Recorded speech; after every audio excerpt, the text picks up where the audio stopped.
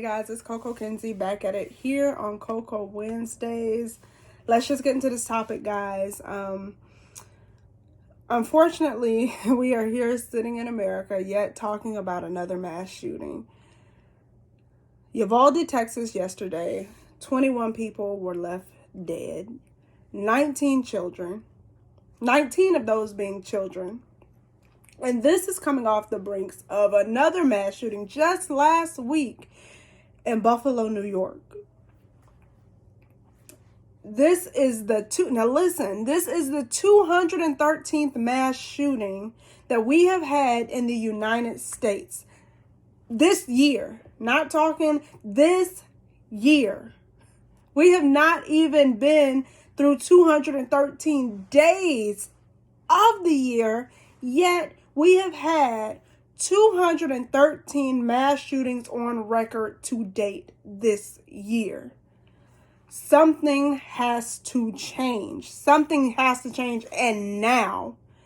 There are certain things and times where we have to, you will be concerned, you're putting yourself at risk. If I decided today I'm going to go help Ukraine and I'm going to go fight, then I would knowingly be putting myself at risk.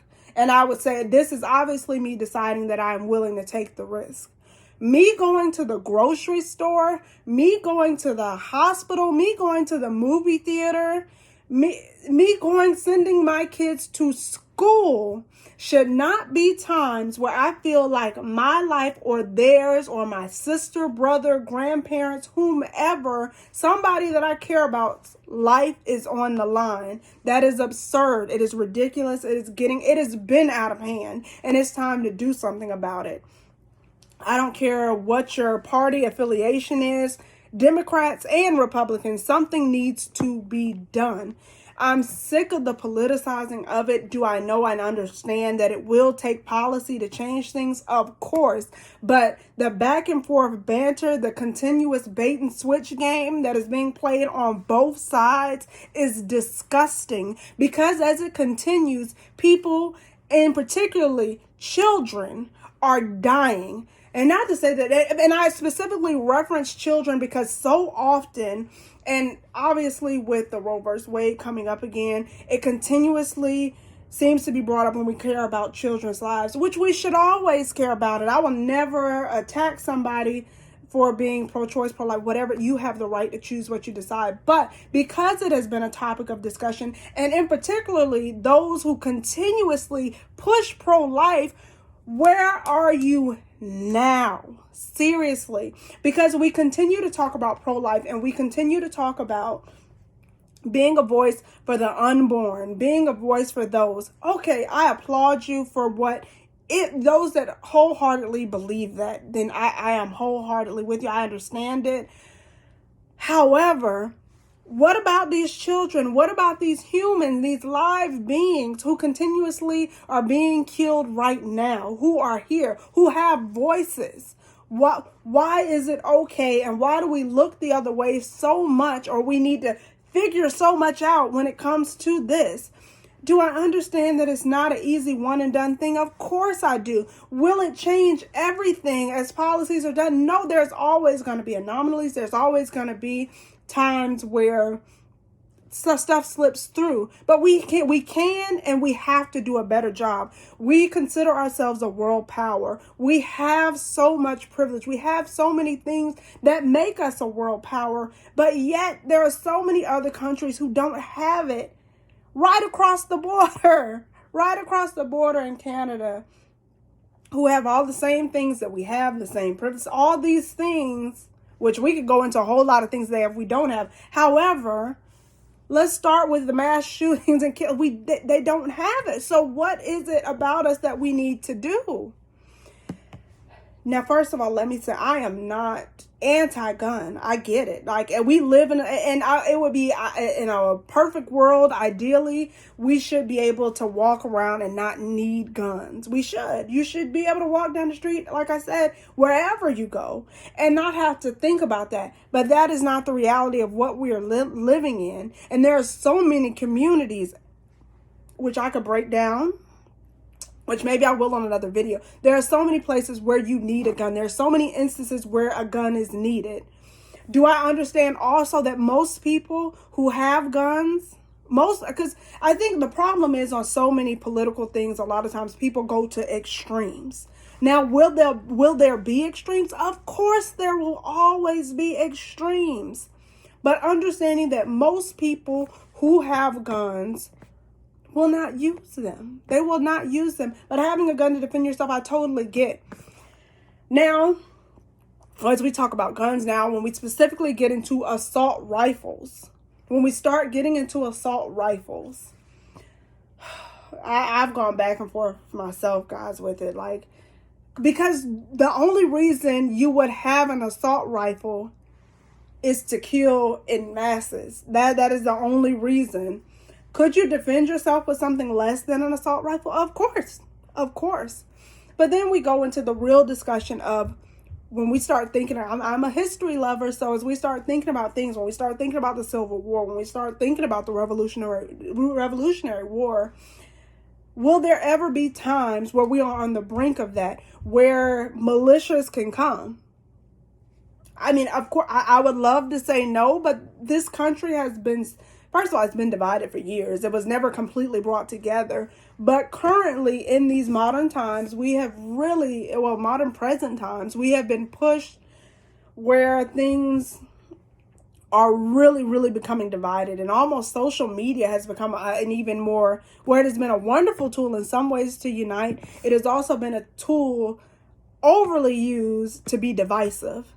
And so it is not unheard of to think that assault rifles could be deemed necessary at some point, because they very well could be. And for me, the same thing with when we think about a gun and we think about fighting and that, I want my side to have whatever that's just common sense. Like, you don't bring a knife to a gunfight, like, right? So your side has assault rifles. I want my side to equally have whatever so we have an even playing field. Again, ideally, I would not like for us to even think about needing assault rifles. I would like to think that we don't need that, and hopefully we will never will. But if we are going to keep going back and forth and we're going to say, okay, you know what? I'm not willing to give up my assault rifles. I want my assault rifles. What are some ways that we can, I know that background checks have been thrown out there. To me, I think that's just an obvious. So often mental health is thrown in. Do I think sometimes that comes into play? Of course, but that is not all. Sometimes unfortunately, there are just some evil, mean, cruel people out there. Does it not mean that we don't need to address the mental health aspect? No, address that. We also just have to be prepared for the evil people that sometimes would slip through the background checks, because the truth is, again, now, does mental health play a part? Of course, often it does, but that is not always the case. And sometimes there will be times where people will snap and make these crazy decisions and do things in the moment, and that would not be able to pick up on a background check. Does that mean we should X out background checks? No, it does not. But we have to have some other options, and that can't be, we have to find, what I'm saying is we have to find a solution now. And we've gone back and forth and thrown out ideas. It's got to happen now, guys. Now, like I said, while I don't want, or I wish we didn't need, I'm not opposed anymore. I was at one time, but I mean, the way the world is going, there's so much going on. I don't feel like I can wholeheartedly say in truth that I am anti us having assault rifles. Like, again, like I said, I don't want us to have them, but I want, if you're not giving up yours, then I don't want to give up mine. And not to say me literally, but I think all sides, whomever, should be able to have them, because you want to have a fair playing field if something were to arise. But in saying that, how can we responsibly do that? Because an assault rifle is such a deadly machine, can we do things where you can be taxed on it the same way when you have because when you have your vehicle, there are certain things you can't do with your vehicle legally. So you can't drive your vehicle legally without insurance. And does it stop some people from driving without insurance? No, it doesn't. You are not going to catch every single thing, every single issue. There are always going to be people who slip through the cracks, but there are some things that we can do, again, like I said, to make it better. Can we do something where we start requiring people to have insurance? So if you want to have these assault rifles, fine. I think we're getting to a place where, because I think you have the right to choose. I believe personally in the right of choice. So, but as with whom much is given, much is required. So when we decide as people, as citizens, as Americans, that we are not willing to give up our assault rifles, we want to have them. I can wholeheartedly, I can say that I am willing. I want to have my assault rifle. So that's what the argument becomes for so many. I want to have my assault rifle. It is my choice. I will not use it. I will be responsible. And again, so often people, oh no, you won't. Blah, blah. No, we're gonna hold each other because we're talking about sane people, right? Because the other ones are going to slip through the cracks. But if you are not one of these vigilantes or one of these crazy people out here, then why would you be against insuring your gun? Why would you be against these policies that would be specifically just put in place the same way you do when you buy your home, when you are renting? There are certain things put in place to protect others and also to protect you in some ways. And what it also does is we now have a lot of these big corporations. We have things in place to now where once we put them and get them held responsible, by then, once we've got them into play, it changes everything. Because then we've got, first of all, insurance companies, as we know, when we talk about health, they don't want to pay out. Every reason they can, they're going to find ways, and they're going to hold you accountable. So if we can get to where we are holding each other accountable to where because it will make you start thinking a little more on where those guns are, who those guns are going to. If the stores where these guns, because they're always, again, because the argument's going to come up. I know it's going to come up. There are always going to be illegal guns, guys. There's just nothing we can do about that. But for the ones that are legally purchased, that when those guns, before they walk out those doors, the same way before you leave that car lot, you have to have certain things in place. Because it holds the dealership, it holds everyone accountable, that chain. Same thing with guns. And these are just my opinions, my things. I don't have all the answers, but what I do know is that we need to get some answers quickly. So, something where we could tax. I'm just reading my notes, guys. So where we do have insurance, where we're requiring just accountability, there has to be something where we are holding gun owners, specifically ones with assault rifles, because you have the right to have your assault rifles, but we also have the right to be responsible and hold accountability when we choose to have these. Because again, like I've heard so many arguments, again, where we're going to the extreme. I know people personally with assault rifle. Everybody is not some mass killer waiting to kill. So let me say, I understand that.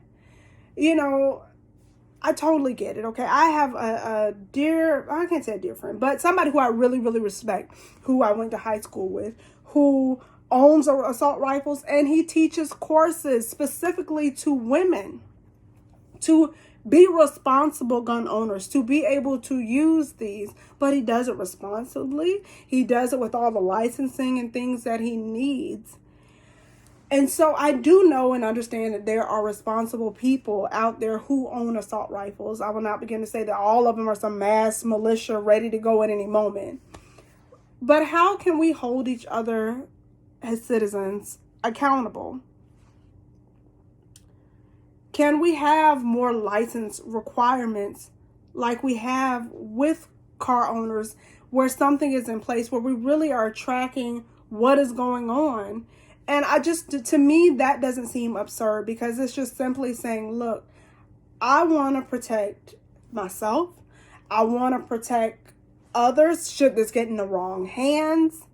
And I know that more than likely it won't. I'm going to be a responsible gun owner.